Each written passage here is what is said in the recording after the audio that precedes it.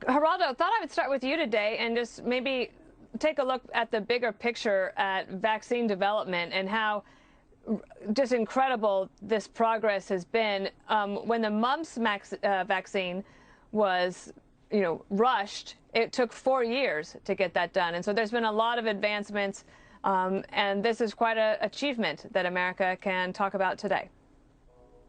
It's a spectacular achievement, Dana, and I'm really torn. I have a feeling of elation on the one hand, of course, that they have done this Operation Warp Speed, and we now have 2 vaccines ready to go. By the end of this week, Americans will begin getting their inoculations. And on the other hand, Dana, I feel a profound sense of regret and melancholy.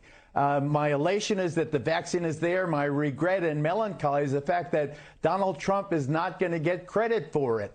If this thing had been 6 weeks ago, we would have had an entirely different presidential election. He drove this engine. He pushed these people. He was relentless. Maybe he was doing it in part for his own political fortunes, but he was the engine of the pace of this remarkable breakthrough. And now all of us, if we're just patient, the vaccines are coming.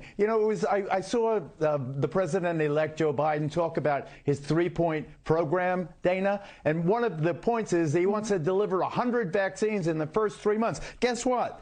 The Trump administration and their team just announced 20 million in December, 30 million in January, 50 million in February, 20, 30, and 50 add up to 100 million. I wonder where Joe Biden got that figure from. I don't mean to be petty or partisan.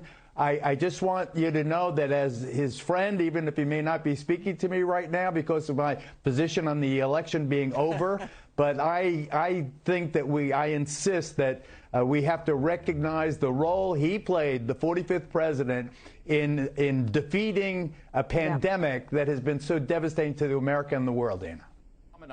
You kind of wanted 4 more years. You got 12 years out of Trump.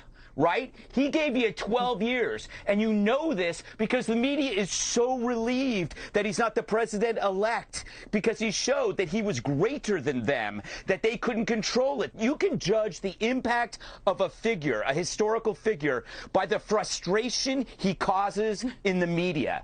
And I think you'll never see it. Maybe you saw it with Thatcher, but you see it here. Over to you, Jesse. Well, I mean, I can't believe we're just not talking about what Geraldo just said, and that is that Geraldo and the president are no longer speaking with each other. That seems like pretty juicy gossip to me. He didn't take my calls the last 2 times I tried. I mean, that is some salacious gossip right there.